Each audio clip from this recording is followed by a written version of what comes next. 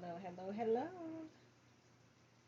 If the lighting looks kind of off, it is raining outside, so it's dark.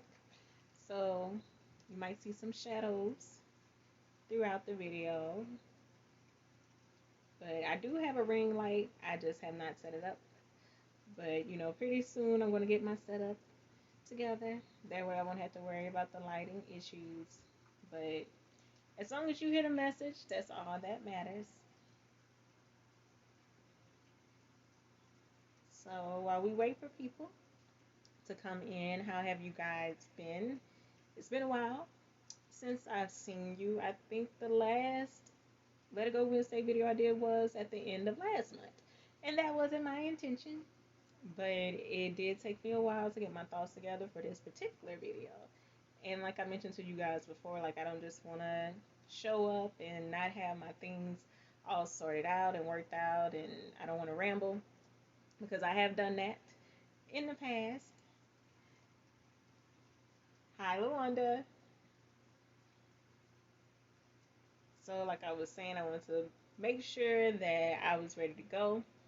And like I mentioned in the last video that I did, so because now these are things that I'm working out in the present moment, it's a little bit more difficult, to piece things together enough to where I can talk to you guys about it because I'm still learning. I'm fine, baby. How you doing? Our sister's here. So the thing is just making sure that I'm ready. And I want that to be a message to you guys too. Like, don't feel as if you have to rush things. Because I know sometimes when you feel as if you're servicing other people, it's like, but I have to push through, I have to go. And while sometimes, yes, it does make sense for you to push through, sometimes you have to listen to your thoughts, listen to your soul, listen to your body. When you know like you're not ready, you're just not ready. And that is okay. I have. She said it looks like I've been working out. I have. So here's the weird thing about me. So I do naturally think that I am muscular. However, I also do dumbbells. I do yoga. When I was younger, I would do push-ups and things like that. So they've always been here. I would flex a little bit, but that's not this type of video. And then I probably, been sweating too. So I don't want you guys to see that. Yeah, but I also do think that like the toneness has come from years of moving in and out of dorms, and even with moving in and out of apartments, so I have a lot of experience with lifting things, even carrying groceries in the house. I like to make big trips. Like I don't like to do like the let me grab a few things. It's like nah, let me make sure I've gotten what I need to get so I don't have to come back out. So let's do a time check. So it is 6:03. So thank you guys for tuning in. As I was mentioning before, this one was a little difficult for me to get myself together because I'm actually experiencing it in real time. However, I felt as if today was the day and I am ready to give it a go. And the main reason why I felt as if it was necessary for me to share this message is because I think a lot of us we live in terms of conditions and we don't even realize that, and because we live that way we love that way, we receive love that way. So I wanted to share this message with you all, and hopefully it resonates with you all. It pushes you to just take time to assess the situations that you're in, relationships that you have.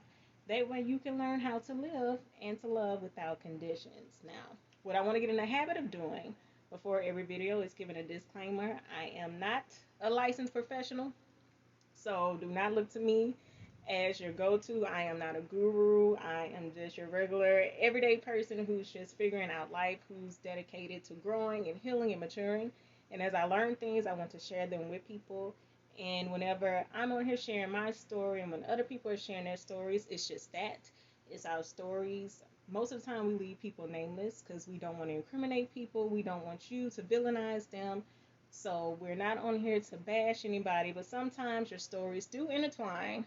So sometimes you do have to mention people, but to the best of my ability, and as well as other people who will be guests. We're going to try to keep people nameless and only mention them on an as-needed basis, so you don't have to worry about that. Because again, like I said, we don't want any problems. Not trying to incriminate people, not trying to have people, attack us for anything. We're just sharing our stories, just being candid. So, now that the disclaimer is out of the way, so where I wanted to start with tonight's video, I want to take it to the Bible. And I know some people might be ready to click off, and that's fine. But just hear me out. So, and the interesting thing about it is that I've been hearing a lot of people referencing 1 Corinthians 13, 4 through 8. And that's one of my favorite parts of the Bible. You hear the thunder? My sister said she is the thunder. Like, it is rolling. Wow. Because I was wondering if you guys could hear it, but now I know. So ignore that. Just pay attention to what I'm saying. But maybe that's the impact of what I'm saying. Roll of thunder, hear my cry. But anyway, I don't want to get sidetracked. So going back to 1 Corinthians 13, 4 through 8. So a lot of the people who were discussing it, they said that. So you hear this at just about every single wedding. People recite this. Either it's in their vows, either the preacher says it, or whoever's marrying them. People recite poetry that mentions it and references it. So you're quite familiar with it. So love is patient, love is kind. You know all of that, right? And the interesting thing about it is that, and I mentioned this on a post that I recently posted a few weeks ago. So I stumbled across a post that mentioned if you were to put your mate's name everywhere you see love or it in those verses, that you're able to find out if it's true love. That person embodies what they're saying. So they're not envious, they're not self-seeking, they don't boast, they keep no record of wrong. So I did that, and I was like, oh wow, like this really is what I think it is. It is love. It's so wonderful. However, over time I started to think about all the times it's like, well, I don't think that I embody that. So what do I need to do in order to be able to be kind, to be patient, to just have compassion for people? Because I was very guilty of keeping a record of wrongs, even though I might say at the time this isn't bothering me. Yeah, I'm just putting it in the back of my mind so it can come up later. And I just felt convicted. I was like, oh wow, like I don't even embody all these things, but I'm expecting somebody else to. So what I started doing, instead of focusing on a mate, I started putting myself there, saying I. So I am patient, I am kind, I am not envious, I am not boastful. So with those things in mind, I was like, okay, so wow, you're expecting other people to give these things to you. Why is it difficult for you to give that to them? And I started thinking about all the conditions that we have set in place when it comes to us giving love and receiving love. And one of the analogies that I absolutely love to use is children. And I'm going to get to the remaining verses in 1 Corinthians 13 because a lot of people ignore 9 through 12. So I'm going to bring those back up. But children are very egocentric. And mainly what that means is that they're only capable of seeing things from their point of view. It's very difficult to get a child to empathize with someone else because it's difficult for them to understand what that person is feeling because they're not feeling it in that moment. And of course, because children are more mature nowadays, it's a little easier to get them to empathize, but oftentimes it's not so easy. And I'll use an analogy from my real life. So an incident that I vividly remember, I probably was like 7 or 8. And there was this little girl who was over by the house, and I don't even know who she really was. I don't remember her name. And I'm quite sure if I mentioned it to my sister, she would be able to tell me, but I don't remember who she was. And during that time, I was very overprotective of my things because I took care of them. All of my toys were in good shape. They were immaculate, especially my dolls. Like, they were my pride possession. Like, I absolutely love my dolls. So any event that I let you play with them, I must really like you because I didn't trust a lot of people with them. And of course, even when people had them, it's like I felt I had to guard them. I had to watch out. So this particular day, I was allowing this little girl to play with my toys. And she did something I didn't like. I don't even remember what it was, but she mishandled one of them. And I wasn't having it. So I just took the toy from her and I snatched it. And my oldest sister brought that to my attention. She was like, Erica, that wasn't nice. And I'm looking at her like, but it's my toy. So I don't know what you want me to do, because she was going to break it. So I took it. And of course, now that I'm an adult, I can see the error in my ways. Like, I should have been able to tell her, like, okay, so I don't like it when you do it like that. How about you do it this way? So there could have been some way to communicate, I don't like what you're doing, but you can still play with it if you treat it differently, rather than just snatching a toy away from her, because that may have hurt her feelings. Like, I don't know what seeds that may have planted for her. But like I said, I didn't care because I was a kid and I can only see it from my point of view. She did something I didn't like. And even as like I've matured and I've gotten older, it's like I realized how much that was still there. The minute someone did something I did not like, now I'm angry, now I'm upset, now I don't like you, and now I'm going to find some kind of way to punish you. So whether that's by not talking to you, removing myself from your life, or just being passive aggressive, like whenever people ask, so what's wrong? Nothing. Don't worry about it. Like doing things like that, and that's very childish. Very childish. So if you are someone who still does things like that, I am here to tell you it is very childish. Because the adult thing to do would be to communicate how you feel. Why didn't you like what this person did? What would you like them to do instead? Because oftentimes we don't even speak the things that we want or need. But we just expect people to be mind readers. Like, well, you should have known not to. Or, how could you do this? You know the type of person I am. I don't go for this, go for that. And I talked a whole lot more about that in the Letting Go of the Need to Feel Appreciated video. And I think I mentioned it in the last one, which talked about me retreating instead of really confronting my conflicts. Like, I would run from them instead of resolving them. So I had a long history of doing things like that. And here lately, I've been able to realize like how much damage that has caused. And it's like at the end of the day, I realized what it meant when people said that you cannot pour from an empty cup. And sometimes you feel as if, well, I expected this from this person because I give them so much.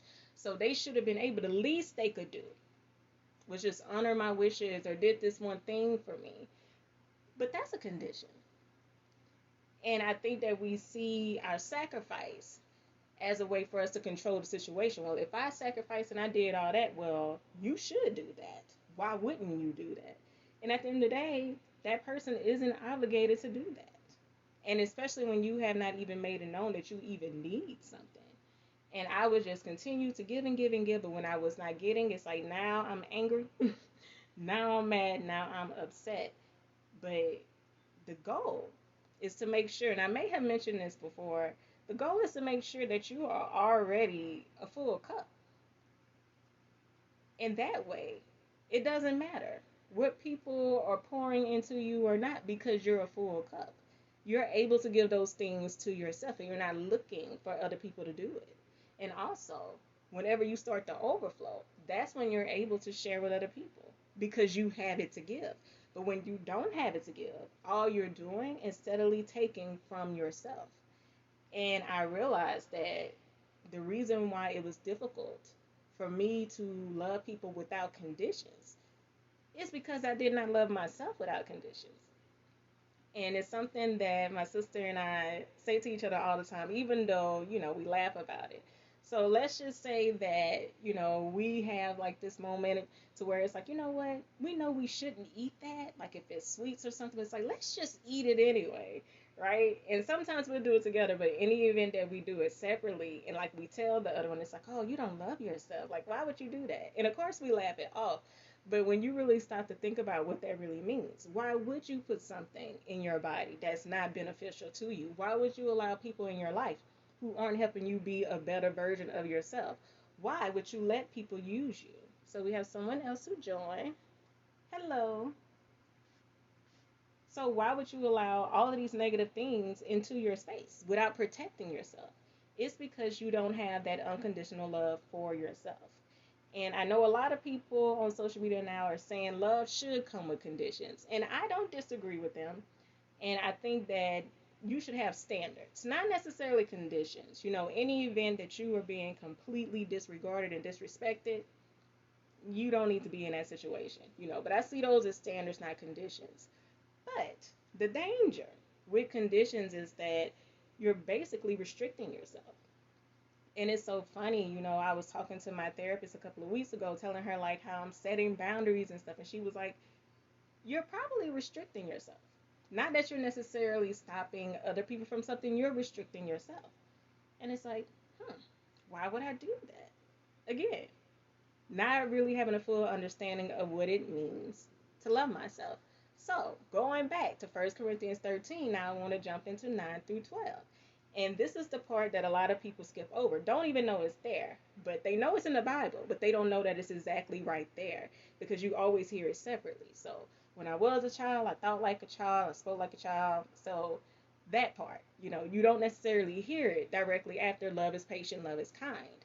And I love that it's all together. So I have those scriptures screenshotted. And of course, 4 through 8 are highlighted. But it was what wasn't highlighted that got my attention one day. And I was like, okay, so let me read this a little closer. So, going back to what I said, like, when you are a child, you think like a child, you act like a child, you speak like a child. But when you grow, when you mature, when you become a man or a woman, that's when you begin to behave like one, speak like one, think like one. And I was like, oh my God. Like, oh my God, like emotionally, I'm still a child. And it's like, how am I expecting to be in adult situations when I am still a child? And I'm not just talking about romantic relationships. This can be your family, this can be your friends. When you're not able to be in healthy relationships, it's because you're still approaching them like a child. You're not approaching them like an adult. And the two verses that I absolutely love that like mean so much to me now is that now, whenever you still are childlike, you're only seeing things in part. You're not seeing the full picture. You're only seeing a reflection. And you know that a reflection, okay, so it's in the image of something that's real, but it is not the real thing. And we are out here pretending as if we have it all together, pretending as if we know exactly what it is, what we want from people, knowing that, you know what, I'm not going to stand for this, I'm not going to stand for that. Any event, as soon as so and so does this to me, I'm out. I'm not even giving so and so a second chance. All of those are conditions, and you are restricting yourself because of them. But that's because you don't see the full picture. You're just seeing an image of something, you're just seeing a reflection. But when you're able to piece things together and you're able to see it as a full picture, that's when things will become much clearer to you. You'll have it in full and not in part. And I remember saying that I felt as if my ex boyfriend was the missing piece for me. I felt as if he was what I was missing. And of course, I was quoting Sanaa Lathan's character from Love and Basketball, but I realized that the missing piece was actually me. He helped lead me to it. Because in learning that, okay, so the love I was giving him was conditional, I realized that's because I'm giving myself conditional love. And once I was able to come to that conclusion, it's like, okay, so now I'm seeing all these pieces that I have. So how can I connect them? And that's really the season where I am right now, figuring out how to piece all of these pieces together so that it can become the full picture. And every day, like I'm seeing something that I did not see before. And right now, I'm really just appreciating time. And before, I was a person who wanted to rush everything. It's like, this is going much slower than I wanted to go, so let me try to run some kind of interference to where I can speed it up. And every single time I did that, something happened that was unfavorable, something that could have been avoided, something that added more stress, added more pain, added more hurt. So now I have to go back to the drawing board. Now I have to do some more healing. Now I have to do some more digging, all because I wanted to rush the process instead of just taking my time to see where it was going to lead me. And if you watch my body image videos, you know that some of my conditions were my appearance. I never fully thought that I was beautiful. Like there were parts of me that I may have liked, but there were other parts that I didn't necessarily like. And the first week of my therapy sessions, my first homework assignment was to look at myself in the mirror for 5 minutes every morning. And I'm talking about when I first get up. And I have oily skin, so my skin is all oily and greasy early in the morning and all that stuff. So it's like I have to look at that and find the beauty in it. And even though I only had to do it for a week, I still do it every single morning because I love what I am seeing. Because I'm able to see a glow even underneath all of that. I'm able to see a beautiful smile underneath all of that. I'm able to see somebody who, even if she's not exactly where she wants to be, she is getting there because I'm actually forcing myself to see, And even though, like, the irony of it, like, well, that's a reflection, but I'm getting closer to the real thing by taking the time to do that.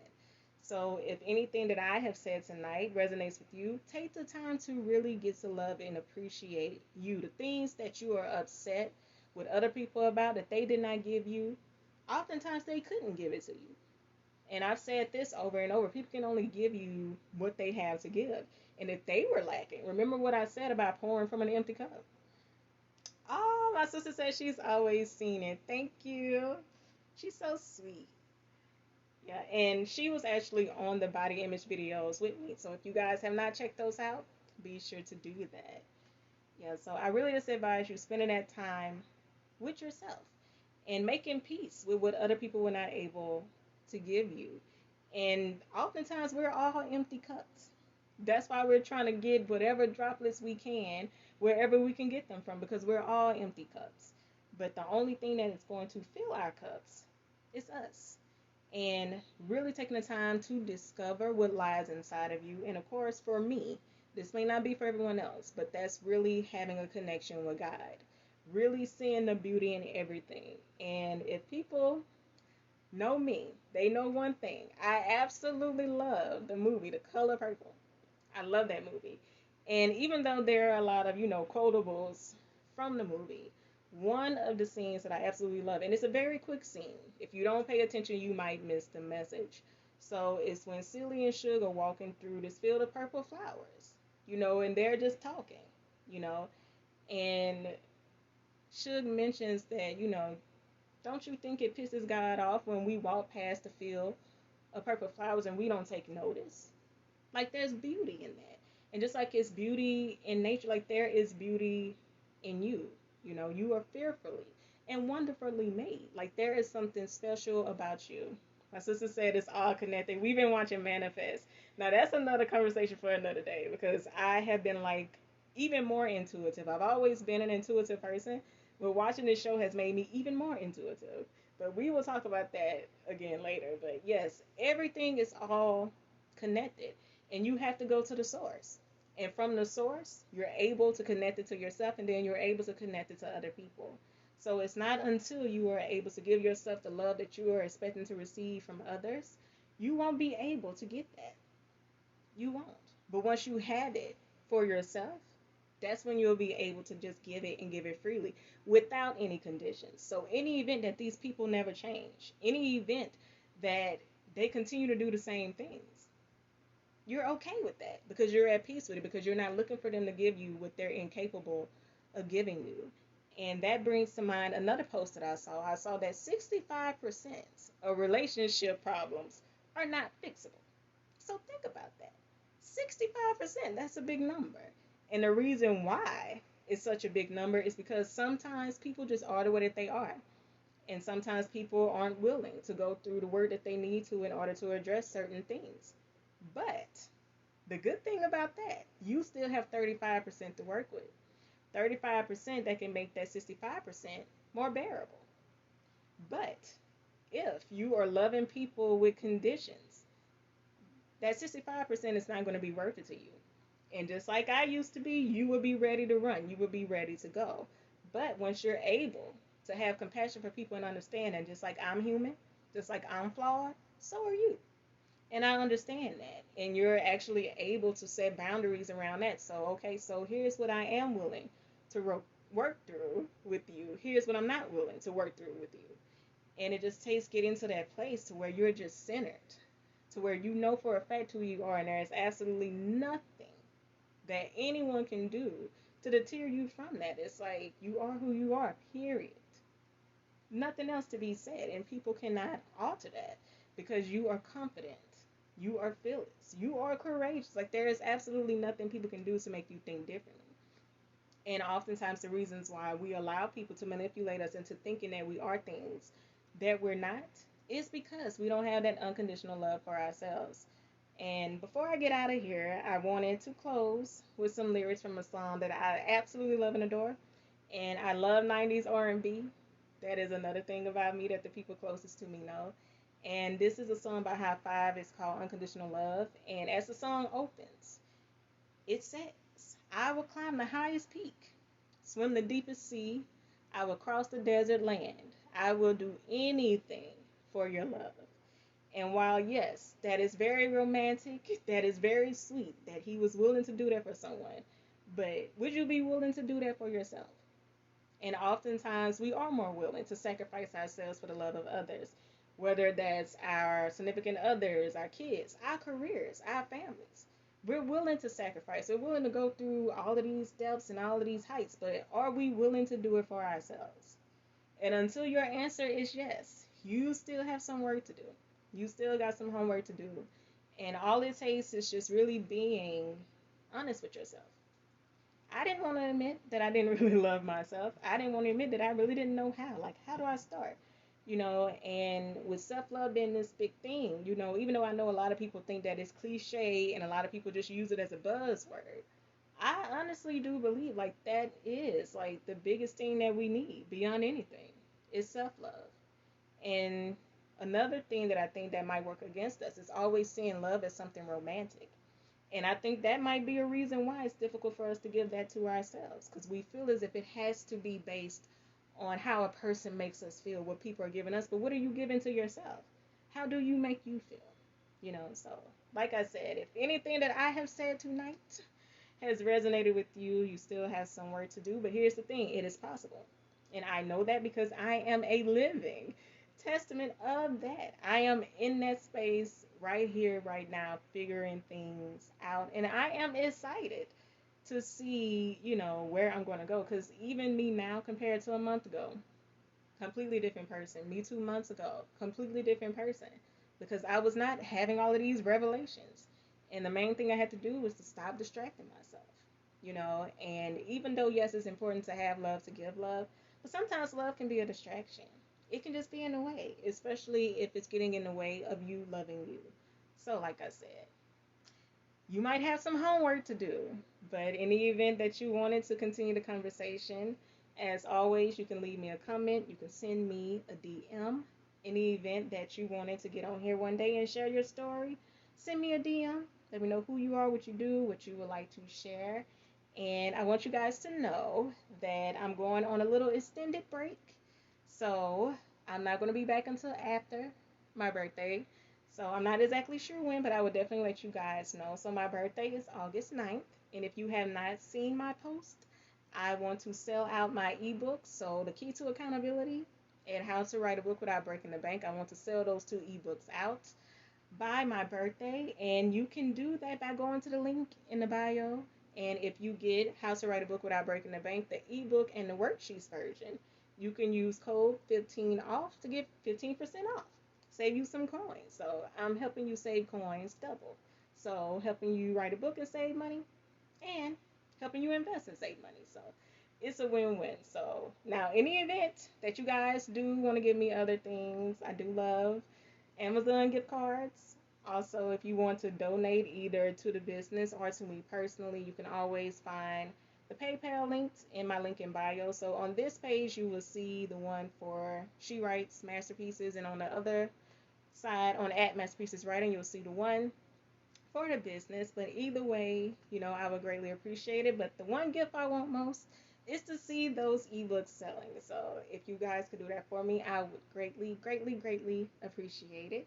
And if you want to work with me, go to the link in the bio. I'm not sure if I mentioned that or not, but make sure that you guys do that. And like I said, because it'll be a while before I be back on here, I really do hope that you are taking care of yourselves, that you are loving yourselves and letting go of all of those conditions that you have, and instead focus on how you can love you unconditionally. And I promise you, when you do that, you will be able to insert yourself into 1 Corinthians 4 through 8. And you'll be able to embody 9 through 12. You will be able to see everything in full. Even though right now it might just be a reflection. You may not get it all at once, but I promise you, if you are starting to see pieces connect, it is coming. So keep pushing. Keep pushing. That's all you have to do is keep pushing.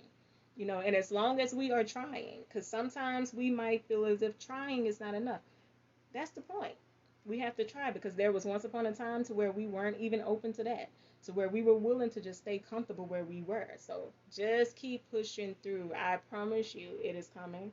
And I'm there with you. So, like I said, this is my real life. This is where I am right here, right now, in this moment, learning to really know and understand and appreciate myself so that I can love myself. And it's not with the goal so that, I'll be able to love this person the way that they need. No, it's so that I'm able to love me. So, like I said, all you have to do is keep trying. Let me see how long I have been talking. So, perfect. Perfect. So, yes, just keep swimming. Just keep swimming. Yeah, so Dory was right about that one. Just keep swimming. And that's something that I say all the time. You just have to keep going. Do not stop. And a lot of people say that right when you're at that moment to where you want to stop, the breakthrough is right around the corner. So, again, I thank you guys for tuning in with me tonight. And I will see you all when I get back. Bye.